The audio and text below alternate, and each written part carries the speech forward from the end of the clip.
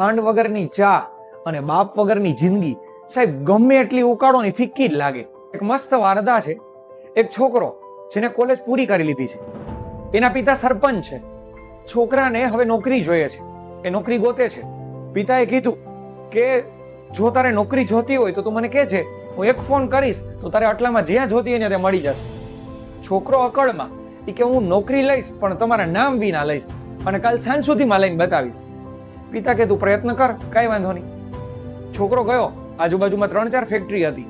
પહેલી ફેક્ટરીમાં ગયો, પોતાની બધી ડિગ્રી બતાવી, સ્કિલ બતાવી, પોતાનું ટેલેન્ટ બતાવ્યું, નોકરીએ રાખ્યો. અંતે પગાર માટે માલિકને મળવાનું થયું. ગયો તો તરત એ માલિકે કીધું કે તું તો ભીખાભાઈનો છોકરો છે, તું શું ચિંતા કરે છે, તું અત્યારથી જ નોકરીએ રહી જા અને તું કે એટલો પગાર. છોકરો ત્યાંથી જતો રહ્યો. બાજુમાં બીજી ફેક્ટરીમાં ગયો. ત્યાં એને વર્કર માટે એપ્લાય કર્યું, જેના કારણે ખબર ન પડે. બધી એની સ્કિલ જોવામાં આવી. નોકરી રાખી લીધો.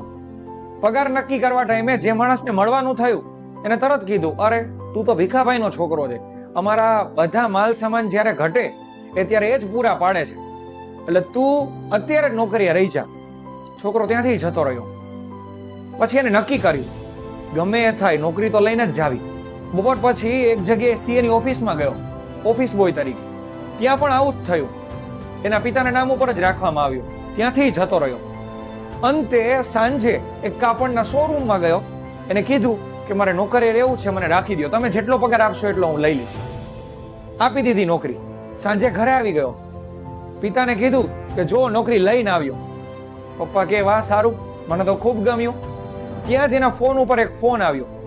એ કે હલો ભીખાભાઈ, તમારા દીકરાને મેં મારી કાપડની દુકાનમાં નોકરી રાખી લીધો છે, તમે ચિંતા ન કરતા, મેં તમારું નામ પણ નથી દીધું અને એને પગાર જેટલો જોતો એ એટલો હું આપીશ, તમે ઉપાધિ ન કરતા, તમે મારું આટલું રાખ્યું છે, તમારું ગણું કેમ ભૂલું. છોકરો ત્યારે ને ત્યારે પગમાં પડી અને કહેવા લાગ્યો કે આજે તમારા નામની મને વેલ્યુ થઈ ગઈ, કે ખરેખર તમે આજીવન નામ કમાવામાં આખી જિંદગી કાઢી નાખી અને ઘણાના કામ કર્યા હશે, ત્યારે જ આટલા લોકો તમારા નામ ઉપર મારા કામ કરી દેતા હશે. અરે ત્યાં જ એ ઢળી પડ્યો. આ વાર્તા છે ને આપણને એ શીખવાડે કે જ્યાં સુધી આપણા નામની પાછળ આપણા બાપાનું નામ લાગે છે ને ત્યાં સુધી જ આપણો જમાનો ચાલે છે. જેદીથી આપણે કાઢી નાખશું ને તેદીથી આપણો જમાનો નીકળી જશે. ગોળ વિના મોળો કંસાર અને મા વિના સુનો સંસાર. એક સુંદર મજાની વાર્તા છે.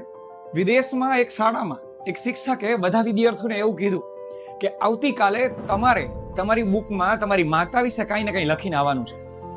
બધા લોકો અલગ અલગ લખીને આવ્યા. કોઈ કવિતા લખી, કોઈ શાયરી લખી, કોઈ આખો નિબંધ લખ્યો, કોઈ આખો લેખ લખી નાખ્યો. બધાનું એક પછી એક વાંચ્યું. શિક્ષકને ખૂબ મજા આવી. વાંચતા વાંચતા વર્ગખંડમાં છેલ્લી બેન્ચ ઉપર પહોંચ્યા તો ત્યાં એક બાળક બેઠું હતું. એની બુક છે કોરી હતી, એમાં કાંઈ જ લખ્યું નહોતું. શિક્ષકે છોકરાને ઊભો કરીને પૂછ્યું, કેમ તે કાંઈ એમાં નથી લખ્યું? તો બાળકે જવાબ આપ્યો કે સાહેબ, મેં 2-3 કલાકની આખી રાત વિચાર્યું મારી મા વિશે હું શું લખું. મને એક શબ્દય ન મળ્યો. એટલા માટે ન મળ્યો કારણ કે સર હું શરૂ ક્યાંથી કરું એ જ મને નહોતી ખબર પડતી. કારણ કે જ્યારે ABCD નહોતી આવડતી ને એ પહેલા મને એને બોલતા કરી દીધો હતો. કારણ કે આઈ એમ નથિંગ વિધાઉટ માય મધર. કારણ કે મારી મા વિના મારું અસ્તિત્વ જ નથી કાંઈ. તો શિક્ષકની પણ ત્યારે આંખ ભીની થઈ ગઈ અને શિક્ષકે પણ એક સરસ વાક્ય બધાની વચ્ચે કીધું કે life without a mother is like a book with blank pages. મતલબ કે લાઈફ છે ને મા વગરની એક કોરા પાનાના ચોપડા જેવી છે જેની કોઈ વેલ્યુ જ ન હોય. એટલે જ કવિ દલપતરામે ખૂબ સારી પંક્તિમાં કહ્યું છે કે હતો હું સુતો પારણે પુત્ર નાનો, રડું છે કતો રાખતું કોણ છાનું, મને દુખી દેખી દુખી કોણ થાતું, મહાહેત વાડી દયાળી જમાત. મસ્ત વાર્તા. એક પરિવારમાં એક વહુ જે 11ના દિવસે લાડવા બનાવે છે. લાડવા બનાવી અને ભગવાનને ધરાવે છે. ધરાવી અને બધા પરિવારના લોકોને જમાડે છે. બધા જમે છે, ખૂબ જ વખાણ કરે છે કે ના ભલે અમારી વહુ નવી છે, રસોઈ એને બધી આવડે છે. ને સસરાએ એને ખૂબ વખાણ કર્યા. જ્યારે એવો જમવા બેઠી ત્યારે એને સ્વાદ ચાખ્યો તો લાડવો છે ને મોળો નીકળ્યો, જેમાં ખાંડ ઓછી હતી. અફસોસ થયો કે ઓહો, મારાથી ભૂલ થઈ છતાંય મારા વખાણ થયા, ખબર નહીં કેમ બન્યું એમ. એને રાત્રે પણ રસોઈ કરી. રાત્રે ને દાળ ઢોકળી બનાવી હતી. હવે એ દાળ ઢોકળીમાં એને બધાને જમાડી તો દીધા, પછી જ્યારે પોતે જમવા બેઠી ત્યારે પાછો આવો જ અનુભવ થયો કે એમાં ચટણી વધારે પડી ગઈ હતી અને એકદમ તીખી થઈ ગઈ હતી. સ્વાદ તો નહોતો આવતો, ઉલટાની તીખાશ પણ એટલી લાગતી હતી. છતાં બધા લોકોએ જમી લીધું, વખાણ કર્યા. રાત્રે જ્યારે બધા લોકો બેઠા હતા, પરિવારના બધા સભ્યો, ભાઈ ભાભી બધા, ત્યારે વચ્ચે એ વહુ બોલી કે મને બધા માફ કરજો, આજે આખો દિવસ મેં તમારો બગાડ્યો. સવારે લાડવામાં મારાથી ભૂલ થઈ ગઈ, રાત્રે દાળ ઢોકળીમાં પણ ખબર નહીં આજે મારો મતલબ ધ્યાન હતું કે નહીં, પણ મારાથી ભૂલ થઈ ગઈ. ત્યારે ઘરના મોભી માણસ એટલે ઘરના એના પિતા એ જવાબ આપે છે, કહે છે કે ચિંતા ન કરો, અમારા ઘરનો પહેલેથી જ નિયમ છે કે ભોજનમાં ગમે તેવી ભૂલ હોય ને ક્યારેય કોઈ દિવસ કોઈને કહેવાનું નહીં. એટલા માટે નહીં કહેવાનું કારણ કે એ માણસ છે, આટલા દિવસો કામ કરતા હોય તો ક્યારેક એક દિવસ ભૂલ પણ થાય. અમે એવું માનીએ છીએ કે અમે બધા પુરુષો દરરોજ નોકરીએ જાય તો ત્યાં દરરોજ એક સરખું કામ થતું નથી, ત્યાંય ક્યારેક ફેરબદલી કંઈક થઈ જાય છે. તો એમ તમે ઘરમાં કામ કરો તો દરરોજ એક સરખું થાય એવું ફરજિયાત નથી, ક્યારેક ભૂલ થાય પણ ખરા. એટલે અહીંયા તમને કોઈ દિવસ કોઈ નહીં કહે.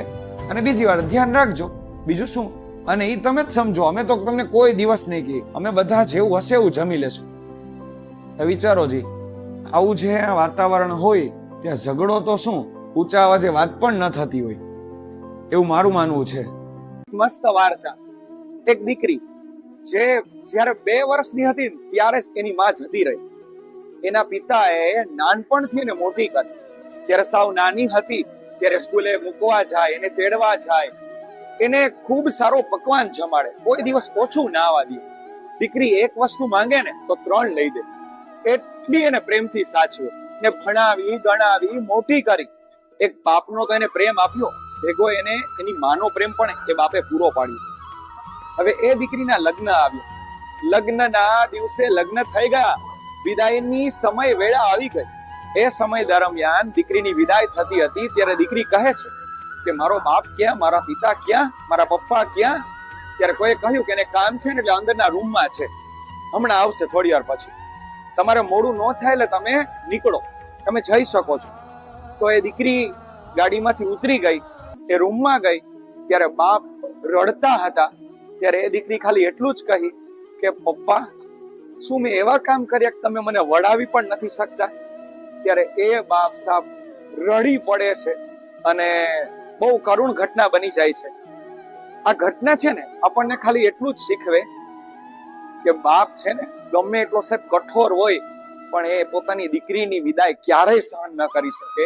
એ ક્યારે એટલે ક્યારે એનાથી એ સહન ન થઈ શકે. એક મસ્ત વાર્તા. એક દીકરો જે ખૂબ સફળ થઈ ગયો છે અને આવતીકાલે એની ઓફિસનું ઉદ્ઘાટન છે, એટલે પોતાના પિતાના કક્ષમાં જાય છે, રૂમમાં જાય છે ને કહે છે કે પિતાજી આવતીકાલે મારી ઓફિસનું ઉદ્ઘાટન છે તો તમે પ્લીઝ આવજો. તો જોયે છે તો પિતાજી છે ને જૂના બૂટ સાફ કરતા હતા, તો એ હાથમાંથી ખેંચી અને કહે છે તમે ગમે એ કરો, કાલે આ બૂટ પહેરીને ન આવતા, આ બૂટના કારણે મારી આબરૂ જતી રહેશે. તો જેવો બૂટ ઉપાડે છે ને તો જોયે છે નીચે લોખંડની પટ્ટી મારી હતી. તો પોતાના પિતાને પૂછે છે કે પપ્પા લોખંડની પટ્ટી અને આ આટલા બૂટ સાંધેલા કેમ છે? ત્યારે પિતાએ જવાબ આપ્યો કે બેટા તને કદાચ યાદ હશે કે તને ક્રિકેટ રમવાનો ખૂબ શોખ હતો. જ્યારે તારી ફી ભરવાની થઈ ને ત્યારે મારી પાસે પૈસા નહોતા, ત્યારે હું શૂઝ લેવા જતો હતો. ત્યારે એ શૂઝ ન લેવાની જગ્યાએ મેં એમાં લોખંડની પટ્ટી ફિટ કરાવી અને તારી ક્રિકેટની મેં ફી ભરી હતી. પછી બીજું કે આ બૂટ એટલા માટે સાંધેલા છે કારણ કે જ્યારે તારે નવું બેટ લેવું હતું ને ત્યારે બેટના પૈસા નહોતા અને મારી પાસે શૂઝ નહોતા તો મારે લેવા હતા, તો હું લેવા જતો હતો. એ જ સમય દરમિયાન તે મને કહ્યું કે મારે બેટ લેવું છે, ત્યારે એ બૂટ મેં સંધાવી લીધા અને તને નવું બેટ લઈ દીધું હતું. આવી એક નહીં આવે અનેક ઘટનાઓ બની હતી, ત્યારે તું અહીં સુધી પહોંચી શક્યો છે. ત્યારે સાહેબ એ જ દીકરાના આંખમાંથી દળદળ આંસુ વહેવા લાગ્યા.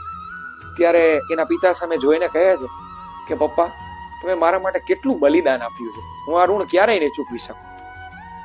હવે આ ઘટના ખાલી આપણને એટલું જ શીખવે કે આપણે જે જગ્યાએ હોઈએ છીએ એમાં માતા પિતાનું ખૂબ જ ઝાઝું બલિદાન હોય છે, ત્યારે જ આપણે ત્યાં સુધી પહોંચી શકીએ. નહીંતર કદાચ આપણે જે જગ્યાએ અત્યારે છીએ ને એ જગ્યાએ પણ ન હોત. જો વાત સાચી લાગતી હોય તો લાઈક શેર સબસ્ક્રાઇબ કરો. Thank you.